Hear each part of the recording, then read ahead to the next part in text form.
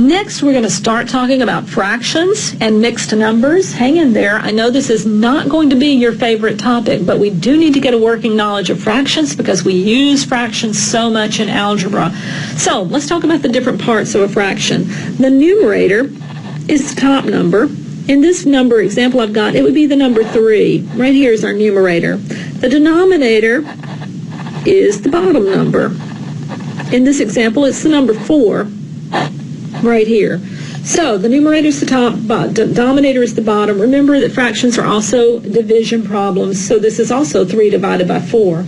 Now a proper fraction has a smaller numerator. In other words, the numerator is smaller than the denominator, okay? An improper fraction has an equal or bigger numerator, okay? If the numerator is, I'll just put num. If the numerator is the same as the denominator, like in 4 over 4, then it's improper. But if the numerator is bigger than the denominator, as in 5 over 4, 5/4, it's also improper. So either one of those makes an improper fraction. Proper fraction, smaller numerator. Improper fraction, equal or bigger numerator. Now, if we want to simplify fractions, we usually we can do it by dividing. Example number 1 has -3 over -3. Well, you know, when you divide anything by itself, it's +1. Both of them negative divided by negative, 2 negatives, even number of negatives is going to make a positive. Example 2 is a -5 divided by 1. Well, 1 negative is going to make a negative answer. The answer is going to be -5. And number 3 is going to be 0 divided by 8. Is it okay to do that? Yes, it is. So the answer is 0.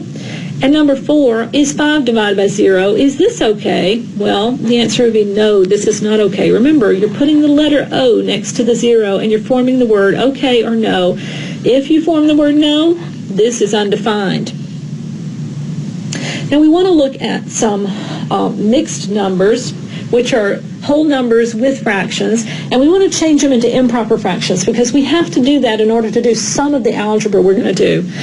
The operations you'll need to do are to add multiply and then add. If you'll just remember that, I'm going to draw a circle here. I'm going to say the whole number times the denominator plus the numerator. That's going to give me my new numerator. In other words, I'm going to say 2 times 3 plus 1. Well, 2 times 3 is 6, plus 1 gives me a 7. Where do I put it? Well, I put it as the numerator. What do I use as the denominator? The denominator never changes. Whatever the denominator of that fraction is, that's what it is. Now, I would simplify it if I needed to, but I don't need to. So the answer, 2 1/3, is really 7/3. Let's do the same thing with example number 6. I'm going to remember, if you want to draw this circle and put multiplication, addition here, you can. I'm going to say 7 times 8 plus 3 is going to be my numerator. 7 times 8 is 56, plus 3 is 59. What's my denominator? Remember, the denominator does not change. Whatever it was in the fraction, it stays.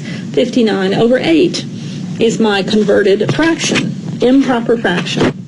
So now what happens if you have an improper fraction, though, and you want to get it back to a mixed number? Well, then you have to divide. Let's try that. This is, example 7 is 13 divided by 7, or 13 sevenths. I would say 13 divided by 7. How many times will 7 go into 13? Well, just once. And then I will subtract it, and I'll have 6 left over. I write the 6 as the numerator of my remainder over the same denominator. Look, the denominator, once again, doesn't change. The answer, 1 6/7. Let's do it again. For number 8, 17 divided by 5. Remember, when you're setting up the problem, read the fraction from the top to the bottom. 17 divided by 5. So 5 goes into 17 3 times. 3 times 5 is 15. I subtract, and I have 2 left over. That becomes the numerator. The denominator, of course, is the same denominator. It's what I divided by, isn't it? 5. 3 2/5. Now take a look at number 9. This one, 15 divided by 5, you might be able to do in your head. Well, 15 divided by 5 does not have a remainder. So I ended up with a whole number with this one, which is perfectly okay.